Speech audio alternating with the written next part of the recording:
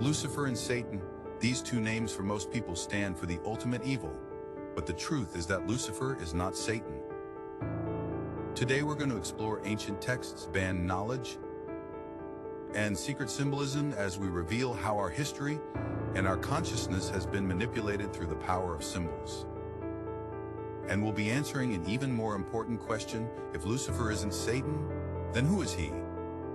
Before we begin, remember to like and subscribe because my channel is about raising consciousness to create a new world. And when you hit the like button, it actually helps spread this information. So take a second to hit it now. Also, pre-orders for the digital edition of my new book have begun. You can find it on Amazon by searching for Neogenesis, Dawn of the New Mind. Like I said, that's for the digital edition. The paperback and hardcover will be available May 16th. Now let's begin. You might believe that Lucifer is found in the Bible, but that's not true. In fact, Lucifer isn't in the Bible at all. Go ahead and grab a Bible right now and look for the name Lucifer. Oh wait, didn't find it, did you? Actually, it is possible that you might have found it just one time. See, in most translations you won't find it anywhere at all, but in certain translations of the Bible the name Lucifer appears exactly one time, in Isaiah 14 verse 12 to be precise, which says, "How art thou fallen from heaven, O Lucifer, son of the morning." But here's the kicker: this single reference to Lucifer was actually a misinterpretation, and never meant to refer to any kind of supernatural being. In the original Hebrew language of the Bible, the word that got translated as Lucifer is actually Hello, which means shining one or morning star. So what's that all about? Well, it's talking about the planet Venus, which you can see shining bright in the sky right before sunrise. It's the morning star. See, it's not about a fallen angel at all. This verse in Isaiah is actually about the king of Babylon, and they called this king Hallel, or morning star, to make a point. The writers were saying that this Babylonian king was like the morning star, that he was important and powerful, shining bright in his kingdom, but then he lost his power and faded away. The verse isn't about good versus evil in heaven. It was a poetic way to talk about a powerful king who fell from grace. In fact, almost all modern English translations of the Bible doesn't use the word Lucifer in that verse anymore. Instead, they say morning star or day star, pointing out that it's really about Venus. This means that in most modern Bibles, the name Lucifer appears exactly 0 times. But here's the problem: that one mization had a huge impact as Christianity spread and Roman culture began to mix with Christian beliefs. The name Lucifer took on a whole new meaning. People began to associate it with the Christian concept of a fallen angel thanks to stories and artworks in that time. So the name Lucifer started to stick around as a label for this fallen angel, even though that was not its original meaning. So what is its original meaning in Roman mythology? Lucifer wasn't a person or any kind of mythical being. As I said before, it was the name for the planet Venus when it appeared as the morning star.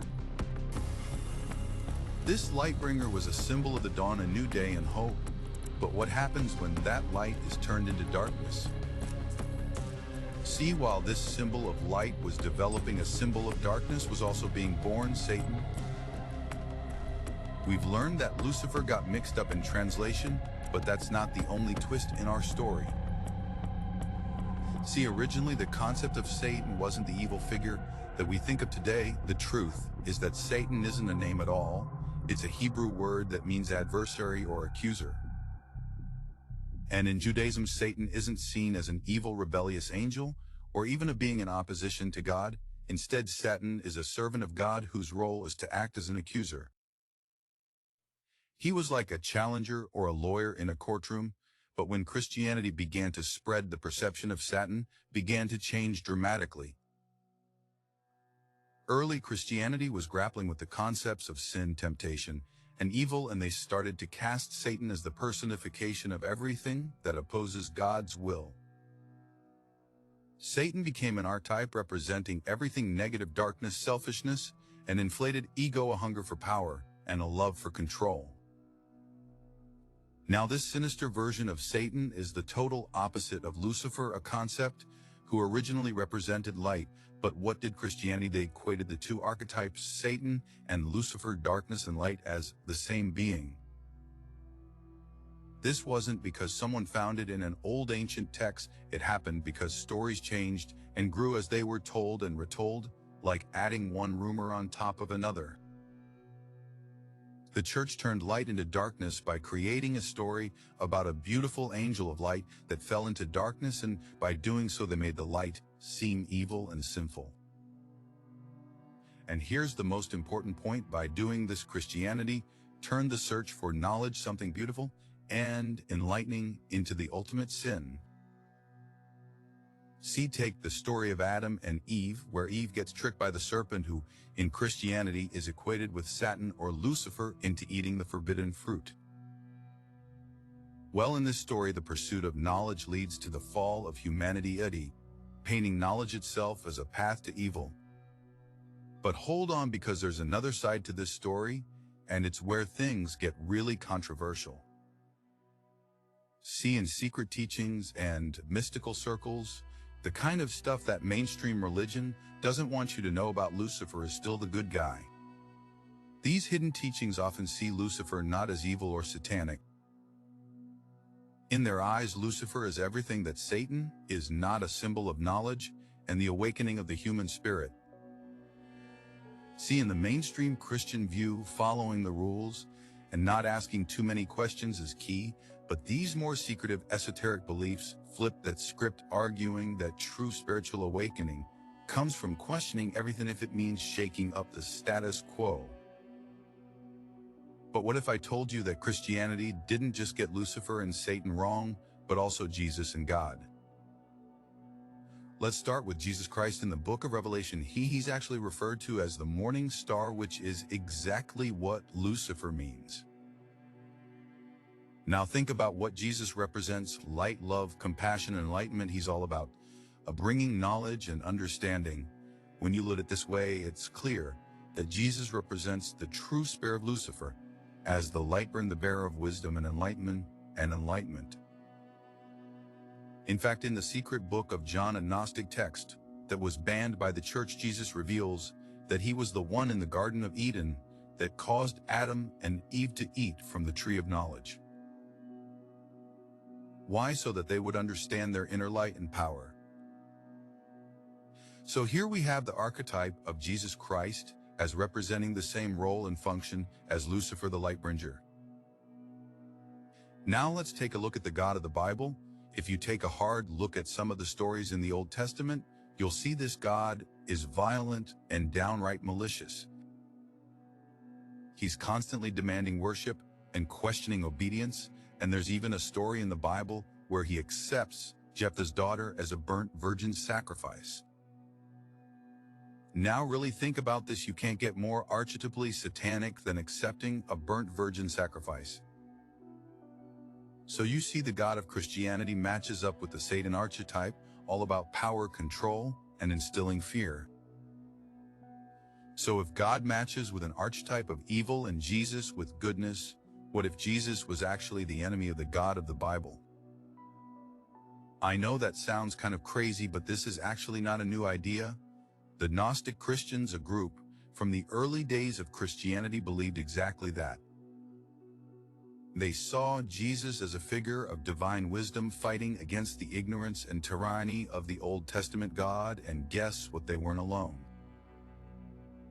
Later in history, another sect known as the Cathars believed the same thing. And here's the kicker: Marcion, the guy who created the world's first Christian Bible, believed this too. He thought that the God of the Old Testament and the Father of Jesus were two different beings, and his version of the Christian canon left out the Old Testament entirely because of this belief. This idea, though, didn't sit very well with the mainstream church. After the Council of Nicaea, the church, backed by the power of the Roman Empire, started to enforce their view that the wrathful and vengeful Creator God was indeed the Father of Jesus. And they weren't very nice about it either. They hunted down the Gnostics, and later in history, they eradicated the Cathars through the Crusades and the Inquisition. So what we have here is a clash of narratives, a spiritual tug-of-war. On one side, you have the traditional Christian view where Jesus is the son of the Old Testament God, and on the other you have these early, more mystical Christian groups, seeing Jesus as a rebel against that very God, the torchbearer and morning star Lucifer. Whereas the God of the Bible is a being demanding blind obedience, wielding power through fear and intimidation, as Satan. So you see, Lucifer isn't Satan. Jesus is Lucifer, and the God of Christianity is Satan. Now, why does any of this matter? Because the figures of Lucifer, Satan, God, and Jesus aren't just characters in some religious text. They are powerful archetypes that symbolize more deep and universal human experiences and ideas. Now, the way these symbols are used can alter the consciousness of the masses. For example, by portraying Lucifer as evil and acquainting him with Satan, they made light and knowledge into something that should be feared. This is a method of control by maintaining power structures, by discouraging critical thinking and promoting blind obedience.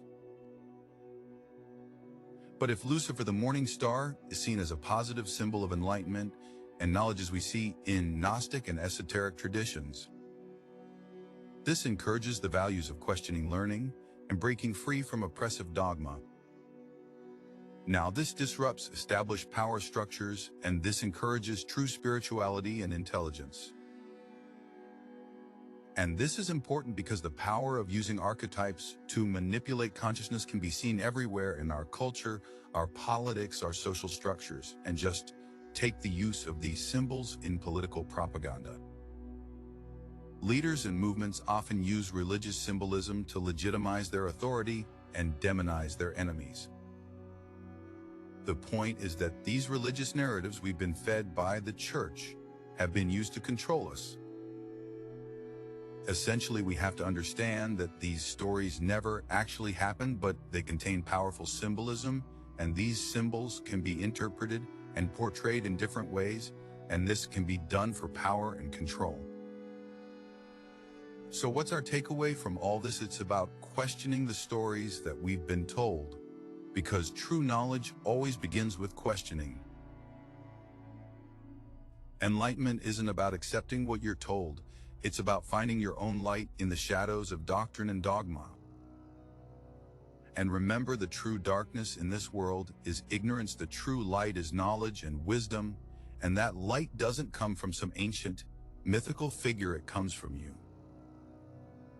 From your ability to learn, reason, understand, love, and to grow. It comes from recognizing that within you lies an incredible power to enlighten, change, and inspire. Now, if you like this video, check out my other video called Jesus Christ is Lucifer. And if you want to help my channel grow, support my work on Patreon or join on YouTube at 2 or higher to get access to all of our members-only videos. And thank you for joining this journey. We are Los Scriptures.